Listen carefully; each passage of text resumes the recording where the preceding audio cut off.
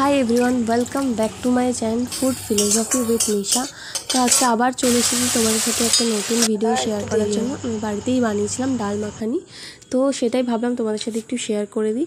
First of all ডাল মাখানি করতে গেলে অনেক রকমের ডাল লাগে, বাট আমার কাছে তখন কোনো রকম ডালই অ্যাভেলেবেল ছিল না, শুধু তরকার ডালই ছিল। তো আমি তরকার ডালটাই নিয়েছি। তরকার ডালটা একটু ওভারনাইট সোক করা ছিল। তারপরে দেখো এখানে একটা প্রেসার করে নুন, হলুদ আর লঙ্কার গুঁড়ো দিয়ে আমি এটাকে ভালো করে 3টে সিটি মেরেছি।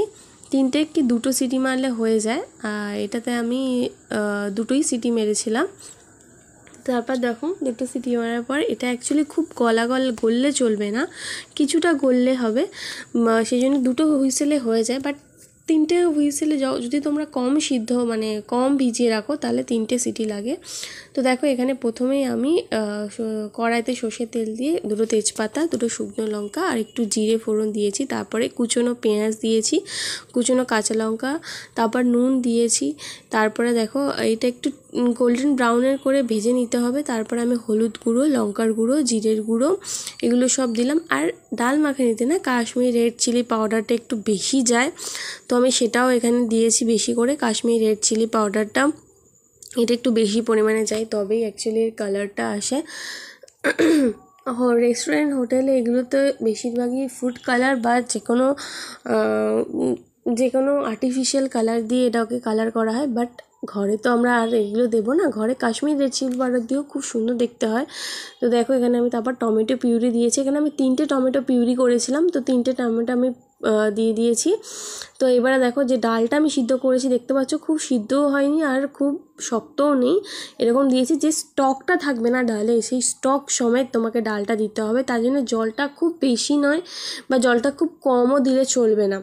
তো দেখো আমি সেই স্টকটাই দিয়েছি, পুরো স্টক সমেত ডালটা দিয়েছি। এবার ডালটা পুরো ফুটছে, ফোটা হয়ে গেলে আমি এতে একটুখানি তরকার মশলা আর একটুখানি গরম মশলাও দিয়েছি। তো তরকার মশলা অপশনাল, তোমরা থাকলে দিতে পারো, না দিলেও কোনো অসুবিধা নেই, আমার কাছে ছিল তো আমি ওই জন্য দিয়ে দিয়েছি। এবার একটু গরম মশলাও আমি ওতে অ্যাড করেছি। আর এতে যে অ্যাকচুয়াল ডাল মাখানিতে যে মেইন ইনগ্রিডিয়েন্টস ফ্রেশ ক্রিমটা দেখো আমি কিছুটা এখানে চিনিও অ্যাড করেছি, ওটা তোমাদের টেস্ট অনুযায়ী, বাট অল্প চিনি দিলে কি টেস্টটা ব্যালেন্স হয়। বাট আমি একটু বেশি চিনি ইউজ করছি, কেননা আমাদের বাড়িতে একটু মিষ্টি খাওয়া হয়, তো সেই জন্যে। আর ঝালটা সবাই কম খায়, বাট এতে একটু ঝাল হলে ভালো লাগে, তো আমি এই জন্য 2 স্পুন চিনি দিয়েছি। এবার দেখো ফ্রেশ ক্রিম আমি এখানে অ্যাড করছি। ফ্রেশ ক্রিম খুব বেশি না খুব কম না, আমি এখানে 4 থেকে 5 চামচ মতো দিয়েছি। তারপরে দেখো এর কালারটাই পুরো চেঞ্জ হবে, একটু ফোটার জন্য রাখবো। আমি একটু গ্রেভিও রেখেছি। তো দেখো কেমন লাগছে জানিও। আমি উপর থেকে একটু ফ্রেশ ক্রিম দিয়েও অ্যাড করে নিয়েছি, একটু অ্যাড করে গার্নিশ করেছি। কেমন লাগছে তোমরা জানিও প্লিজ, আর কমেন্ট করতে ভুলো না কিন্তু। তো এটা তোমরা যে কোনো নান, পরোটা বা বাটার রুটি যে কোনো কিছুর সাথে খেতে পারো। আমি সেদিন এখানে বাড়িতে বাটার রুটি করেছিলাম, তো বাটার রুটির সাথে আমি এটা সার্ভ করেছি।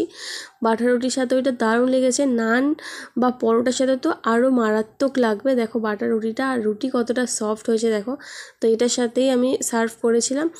তো বাড়িতে তো সবাই বলেছে খেয়ে খুব ভালো হয়েছে, তো তোমরা একবার বানিয়ে ট্রাই করে দেখতে পারো, খুব ভালো লাগবে। Thanks for watching and subscribe my channel. Thank you so much.